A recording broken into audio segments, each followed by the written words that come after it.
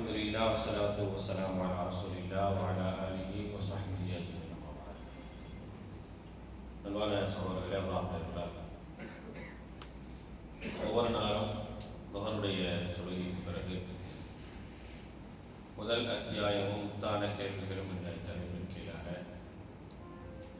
திருமறை குர்ஆனுடைய தோற்றுவகையான சூரத்துல் ஃபாத்திஹாவை பற்றி நாம் தொடர்ச்சியாக பார்த்து வருகின்றோம். இதுவரைக்கும் 8 வகுப்பு இந்த அத்தியாயத்தை பற்றி பார்த்திருக்கிறோம். கடைசியாக கடந்த வியாழக்கிழமை பார்த்த வகுப்பு என்ன அப்படின்னா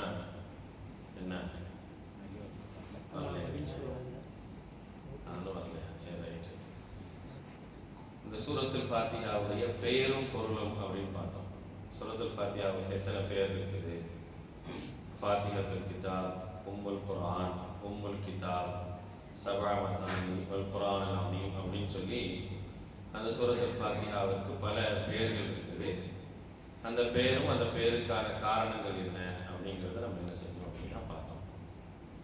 இப்போ நம்ம அடிக்கடி இந்த அத்தியாயத்தை பற்றி பேச ஆரம்பிக்கும் போது நம்ம தொடர்ந்து சொல்லிக்கிட்டே வரக்கூடிய ஒரு விஷயம் என்ன அப்படின்னா, சூரத்துல் ஃபாத்திஹாவை பொறுத்த வரைக்கும் ஒருத்தர் இமாம் ஜமாத்தோடு தொழுகிறாரு, தனியாக தொழுகிறாரு, சத்தமிட்டு ஓதக்கூடிய தொழுகையை தொழுகிறாரு, அதே போல சத்தம் இல்லாத ஓதக்கூடிய தொழுகையில தொழுகிறாரு. எந்த தொழுகையில தொழுதாலும் அவர் என்ன செய்யணும் அப்படின்னா சூரத்துல் ஃபாத்திஹாவை ஓதியாகும். அப்படி ஓதலை அப்படின்னா அந்த தொழுகை என்பது கைர தமாம் அப்படிங்கிறாங்க நபி ஸல்லல்லாஹு அலைஹி வஸல்லம். ஃபஹிய ஹிதாஜ் அப்படின்னு சொல்லி அல்லாஹ்வுடைய தூதர் ஸல்லல்லாஹு அலைஹி வஸல்லம் 3 முறை சொல்றாங்க. மன் ஸல்லா ஸலாத்தன் லம் யக்ர ஃபீஹா பி உம்மில் கிதாப், யார் தொழுகையை தொழுகிறாரோ அந்த தொழுகையில் உம்முல் குர்ஆனான சூரத்துல் ஃபாத்திஹாவை எதுவாறு ஓதவில்லையோ ஃபஹிய ஹிதாஜ் ஃபஹிய ஹிதாஜ் ஃபஹிய ஹிதாஜ் அப்படின்னு சொல்லி அல்லாஹ்வுடைய தூதர் 3 முறை சொல்றாங்க. அப்படின்னா அந்த தொழுகை பரிபூர்ணமான தொழுகையாக ஆகாது அப்படிங்கிறத அல்லாஹ்வுடைய தூதர் ஸல்லல்லாஹு அலைஹி வஸல்லம் திரும்ப திரும்ப சொல்றாங்க. அப்ப நம்ம உபரியான தொழுகையை தொழுகிறோம், அதே போல பரதான தொழுகையை தொழுகிறோம், தனிச்சு தொழுகிறோம், இமாம் ஜமாத்தோடு தொழுகிறோம். எப்படி தொழுதாலும் சூரத்துல் ஃபாத்திஹாவை என்ன செய்யணும் அப்படின்னா நம்ம ஓதணும். இப்போ முதல்ல நம்ம வரோம், இமாம் தொழுது இருக்கிறாங்க, தக்பீர் கட்டுறோம், கட்டினோம்னா அல்ஹம்து சூராவை என்ன செய்யணும், நம்ம ஓதிடணும். ஓதாமல் இருந்தோம் அப்படின்னா அந்த தொழுகை என்ன செய்யாது, பூரணமாகாது அப்படிங்கிறத மார்க்கம் நமக்கு தெளிவாக சொல்லிக்காங்க. இப்போ என்ன கேள்வினா, இப்போ தனிச்சு தொழுகும் போது நம்ம ஓதிடுவோம், தனிச்சு தொழுகும் போது கண்டிப்பாக ஓதிடுவோம். அதே போல சிறியத்தான தொழுகை, இப்போ லொஹர் அசர் மாதிரியான தொழுகையோ, அதே போல தொழுகையில் இருக்கக்கூடிய 3வது ரக்காத்திலேயோ 4வது ரக்காத்திலேயோ நம்ம என்ன செய்வோம் அப்படின்னா சூரத்துல் ஃபாத்திஹாவை நம்ம ஓதிடுவோம், ஓதாமல் இருக்க மாட்டோம். இப்போ சத்தமிட்டு ஓதக்கூடிய தொழுகை இருக்கு. இப்போ சப்தமிட்டு ஓதக்கூடிய தொழுகையில சூரத்துல் ஃபாத்திஹாவை எப்படி ஓதுறது அப்படின்னு ஒரு கேள்வி வரும்ல. ஏன்னா இன்னொரு வசனம் இருக்குது, ஃபைதா புரியல் குர்ஆனு ஃபஸ்தமிஉ லஹு வஅன்சித்து, குர்ஆன் ஓதப்பட்டா நீங்க காது கொடுத்து கேளுங்க அப்படின்னு இருக்கும்போது நம்ம சூரத்துல் ஃபாத்திஹாவை ஓதுறதா கேட்கிறதா அப்படிங்கிற ஒரு கேள்வி வரத்தானே செய்யும். நிறைய இடங்கள்ல இந்த கேள்வி வரலாம். முதல்ல அந்த வசனம் இறங்கியது மக்கால, நல்லா ஞாபகம் வச்சுக்கணும். அந்த வசனம் இறங்கியது மக்கால இறங்கின வசனம். தொழுகை கடமையாக்கப்பட்டது ஹிஜ்ரத் செல்வதற்கு கடைசியாக தான், மக்காவுடைய வாழ்க்கையினுடைய கடைசி பகுதியில தான் கடமையாக்கப்பட்டது. முறையான தொழுகை அப்படிங்கிறது மதீனாவில் தான் என்ன செஞ்சாங்க, தொழுதாங்க. அதனால இந்த வசனத்தை வச்சு என்ன செய்ய முடியாது, இந்த செய்தியை நம்ம புறக்கணிக்க முடியாது. தொழுகையில கண்டிப்பாக ஓதித்தான் ஆகணும். ஒரு முறை ஒரு நபி தோழர் நபி ஸல்லல்லாஹு அலைஹி வஸல்லம் தொழுதுட்டு இருக்கிறாங்க. இமாம் ஜமாத்தோடு ஜஹ்ரியத்தான சப்தமிட்டு ஓதக்கூடிய தொழுகை, புகாரில் வரக்கூடிய செய்தி. அவர் என்ன செய்யறாருன்னா அல்லாஹ்வுடைய தூதர் ஸல்லல்லாஹு அலைஹி வஸல்லம் அவருடைய ஓதிக்கிட்டே வராரு. நம்ம சின்ன பிள்ளைங்களாம் ஓதுவாங்க சில நேரம், அவனுக்கு தெரிஞ்ச சூறா ஓதிட்டோம்னா அவனுக்கு அதை விட சந்தோஷம் எதுவுமே இருக்காது. அவன் என்ன செய்வான், கூடையே ஓதிட்டு வரான். நம்ம குழுவல்லாதுன்னா அவன் அல்லாஹ் சங்கம் முடிச்சுட்டு போயிடுவான். அப்ப அவர் என்ன செய்யறாருன்னா கூடையே ஓதுறாரு. அல்ஹம்து சூறா ஓதும் போது கூடையே ஓதுறாரு, துணை சூறா ஓதும் போது கூடையே ஓதுறாரு. ஓதி முடிச்சோன்னு என்ன செய்யறாங்க, நபி ஸல்லல்லாஹு அலைஹி வஸல்லம் கூப்பிட்டு கேட்கிறாங்க, யாருப்பா ஓதுனது, என் கூடையே ஓதுனது யாரு அப்படின்னு கேட்கும்போது அவர் சொல்றாரு, அல்லாஹ்வுடைய தூதரே நான் தான் ஓதுனேன் அப்படிங்கிறாங்க. அப்போ நபி ஸல்லல்லாஹு அலைஹி வஸல்லம் சொல்றாங்க, நீங்க ஜஹரியத்தான தொழுகையில இமாமோட நின்னீங்க அப்படின்னா சூரத்துல் ஃபாத்திஹாவை தவிர எதையும் ஓதாதீங்க.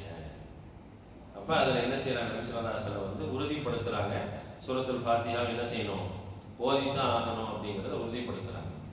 அப்ப எப்படி ஓதணும் அப்படிங்கிறதும் அந்த செய்தியில சொல்லுது. இமாம் ஓதும் போது கூடையே ஓதிட்டு வரணும், சப்தமும் ஓதக்கூடாது. அப்ப அபூ ஹுரைரா ரலியல்லாஹு அன்ஹு ஒருத்தர் கேட்கிறாரு, ஹதீஸ் அறிவிக்கிறது அபூ ஹுரைரா ரலியல்லாஹு அன்ஹு தான். புகாரில வந்து 756 ஹதீஸா பதிவு செய்யப்பட்டிருக்கு. அப்ப அபூ ஹுரைரா ரலியல்லாஹு அன்ஹு கேட்கிறாங்க, நீங்க வந்து ஓதுங்கன்னு சொல்றீங்க, ஃபகீல லி அபூ ஹுரைரா இன்னா நகூனு வரா அல் இமாம், நாங்க இமாமுக்கு பின்னால் நின்றாலும் ஓதணுமா அப்படின்னோடனே ஃபகால் அவர் சொல்றாரு, இக்ரா பிஹா ஃபி நஃப்ஸிக, நீ மனசுக்குள்ள நீ ஓதிக்கோ அப்படிங்கறது என்ன செய்யறாங்க சொல்றாங்க. அப்ப ஓதித்தான் என்ன செய்யணும் ஆகணும். இப்போ இமாம் ஓதிக்கிட்டே இருக்கும்போது இமாம் அல்ஹம்துலில்லாஹி ரப்பில் ஆலமீன் ஓதும் போது நம்மளும் அவரோட ஓதணும். அர் ரஹ்மான் ரஹீம் அவர் ஓதும் போது நம்மளும் அவரோட ஓதணும். அதுக்கு முதல்ல நம்ம தக்பீர் தஹரீமாக்கு வரணும், அது ரொம்ப முக்கியம்ல. அப்போ வந்தாலும் ஓத முடியும். நம்ம லேட்டாக வந்தோம்னா இமாம் என்ன செய்வார், அதை கடந்து போயிடுவார். அப்போ அதோட என்ன செய்யணும், ஓதணும். இமாம் ஓதி முடிச்ச நபி ஸல்லல்லாஹு அலைஹி வஸல்லம் ரொம்ப அழகான ஒரு செய்தியை சொல்லுவாங்க, ஃபஇதா அம்மனல் இமாமு ஃபஅம்மினு அப்படின்வாங்க. இமாம் ஆமீன் கூறும்போது நீங்க ஆமீன் கூறணும். இமாம் தான் ஆமீனை ஆரம்பிக்கணும். ஆனால் பல இடங்களில் என்ன செய்வோம், நம்ம ஆரம்பிச்சிருவோம். இமாம் ஆமீன் சொல்றதுக்கு முன்னாலேயே வலல்லால் நீன் முடிக்கிறதுக்குள்ள ஆ அப்படின்னு சவுண்ட் வந்துடும். இமாம் வலல்லால் நீன்னு சொல்லிட்டு அவர் தான் முதல்ல ஆமீன்றதை ஆரம்பிப்பார். ஆரம்பிக்கும் போது என்ன செய்யணும், நம்ம சொல்லணும்.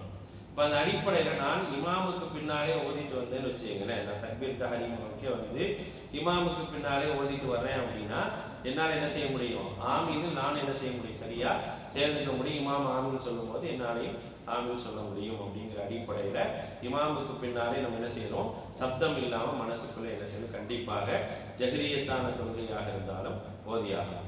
இப்போ ஜஹரியத்தான தொழுகையில தாமதமாக வந்துட்டோம், அப்படி ஒரு பிரச்சனை இருக்குல்ல, தாமதமாக வரும், இமாம் துணை சூறாவை ஆரம்பிச்சிடறாரு. அப்போ என்ன செய்யணும் அப்படின்னா தக்பீர் தஹரீமா கட்டின பிறகு நம்ம முதல்ல அல்ஹம்து சூரா ஓதிடும். நம்ம எந்த நிலையில கூக்கு போயிட்டாரு அப்படிங்கிற அந்த நிலையை தாண்டி மற்ற எந்த நிலைக்கு வந்தாலும் நம்ம என்ன செய்யணும், சூரத்துல் ஃபாத்திஹாவை கண்டிப்பாக ஓதணும். அப்போதான் அந்த தொழுகை என்பது பரிபூர்ணமாகும். ஏன்னா இந்த தொழுகையினுடைய அடிப்படை ருக்குன்னு அப்படின்னு சொல்லுவாங்க, தொழுகையினுடைய அடிப்படைகள். அந்த அடிப்படைகள் இல்லைன்னா தொழுகையே கூடாது. அந்த அடிப்படையில் ஒன்று தான் தக்பீர் தஹரீமா, சூரத்துல் ஃபாத்திஹா, ருக்கு, சஜிதா, இதெல்லாம் வந்து தொழுகையினுடைய ருக்குனுகள். இதுல ஒன்றை விட்டுட்டா கூட அந்த ரக்காத்தையும் திரும்பி தொழுகணும். இது ஒன்றை விட்டுட்டா கூட அந்த ரக்காத்தையும் திரும்பி தொழுகணும். இப்போ ஒருத்தர் சூரத்துல் ஃபாத்திஹா ஓதலை, இப்போ நீங்க தனிச்சு தொழுகிறீங்க, இமாம் ஜமாத்தோட தொழும் போது எப்படி ஓதிடுவீங்க, தக்பீர் கட்டிட்டு ஏதாவது ஒரு நிலையில தக்பீர் கட்டிட்டு என்ன செய்யறாரு அப்படின்னா அவர் என்ன செய்யறாரு, அரை குறையாக ஓதிட்டு அல்லது ஓதாம என்ன செய்ய ருக்கு போயிடுறாரு. ருக்கு போனால் ஞாபகம் வருது, ஆகா சூரத்துல் ஃபாத்திஹா ஓதுறீங்க, திரும்ப எந்திரிச்சு கியாமுக்கு வந்துடணும். கியாமுக்கு வந்து திருப்பி என்ன செய்யணும், அல்ஹம்து சூரா ஓதி அதுக்கப்புறம் துணை சூரா ஓதி தொழுதுட்டு ருக்கு செஞ்சு அதுக்கப்புறம் சலாம் தொழுகையெல்லாம் முடிச்சுட்டு சலாம் கொடுக்கறதுக்கு முன்னால 2 சஜ்தா செய்யணும். ஏன்னா அதிகப்படுத்துறதுனால ஒரு குறை ஏற்படுத்துறதுனால நீங்க என்ன செய்யணும் அப்படின்னா 2 சலாம் கொடுத்துட்டு நீங்க என்ன செய்யணும், தொழுகையை முடிக்கணும். அப்ப சூரத்துல் ஃபாத்திஹா ஓதலை அப்படின்னு ஒரு நிலை வரும் பொழுது நான் திரும்ப அந்த ரக்காத்தை வந்து என்ன செய்யணும். அதே போல நான் ருக்கு போகாம ஏதோ ஒரு நிலையில சஜிதா போயிட்டேன், அல்லது 2 சஜிதாக்கு பதிலாக ஒரு சஜிதா செஞ்சுட்டு உட்காந்துட்டேன், நினைவுபடுத்தப்பட்டவொன்னே அந்த ரக்காத்தை திருப்பி தொழுகணும். வெறும் சஜிதா மட்டும் செஞ்சா பத்தாது. இப்போ வந்து அத்தஹியாத்து உட்காரோன்னு வச்சுங்களேன், கடைசி ரக்காத்துல இருக்கிறோம், ஒரு சஜிதா செஞ்சுட்டு எந்திரிச்சு 2 சஜிதா செஞ்ச நிலையில என்ன செஞ்சிட்டோம், நம்ம வந்து அத்தஹியாத்து ஓதுறோம். ஓதி முடிச்சு சலாம் கொடுத்த பிறகுதான் ஞாபகப்படுத்துறாங்க நீங்க ஒரு சஜிதா தான் செஞ்சீங்கன்னு. அப்ப என்ன செய்யணும்னா அந்த கடைசி ரக்காத்தை திரும்ப எந்திரிச்சு தொழுகணும். தொழுகையினுடைய ருக்குனுகள்ல ஒன்றை விட்டுட்டா அந்த ரக்காத்தை திரும்பி தொழுகலாம். தொழுதுட்டு என்ன செய்யணும் அப்படின்னா ஒரு சஜிதா கஃபாராவுடைய சஜிதா செஞ்சுட்டு சலாம் கொடுக்கணும் அப்படிங்கிறது தான் மார்க்கம் காட்டி தந்த அடிப்படை. ஆக அந்த அடிப்படை ருக்குனுகள்ல ஒன்று தான் சூரத்துல் ஃபாத்திஹா. அதனால சூரத்துல் ஃபாத்திஹா வந்து என்ன செய்யணும், கண்டிப்பாக ஓதணும். சரி, இப்போ ஒருத்தர் வந்து மார்க்கத்தை ஏற்றுக்கிறாரு, சூரத்துல் ஃபாத்திஹா தெரியாத வரைக்கும் அவர் என்ன செய்யணும் அப்படிங்கிறத இன்ஷா அல்லாஹ் நாளைக்கு பார்க்கலாம். சுப்ஹானக்கல்லாஹும்ம வ பிஹம்திக அஷ்ஹது அன் லா இலாஹா இல்லா அன்த அஸ்தக்ஃபிருக்க